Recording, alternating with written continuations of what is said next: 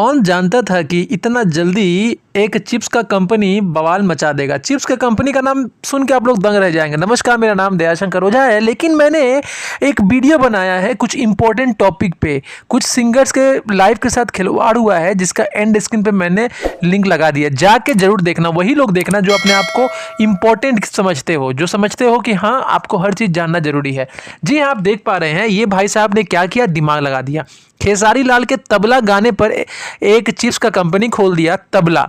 और ये चिप्स भाई रातों रात ब्रांड बन गई और बिहार के हर वो दुकान में मिल रही है और सेलिंग बहुत ज़्यादा बढ़ गया है। तो सिर्फ तबला गाने का नाम यूज़ किया गया, देख पा रहे हैं चिप्स पे तबला गाना। जी हाँ, तबला गाना जो हिट हुआ है सारेगामा हम भोजपुरी पे, उसी के नाम का चिप्स का कंपनी है, जो कि यूनिक नहीं है। इससे पहले भी ऐसा किया गया है और कंपनी सक्सेसफुली रन हो रही है और काफ़ी सेलिंग भी बढ़ गया है, बिहार के हर दुकान में मिल रहा है। तो ये वीडियो आपको कैसा लगा कमेंट कीजिए और देखिए एंड स्क्रीन पे वीडियो लगा हुआ है, आप जरूर जाकर देखिएगा।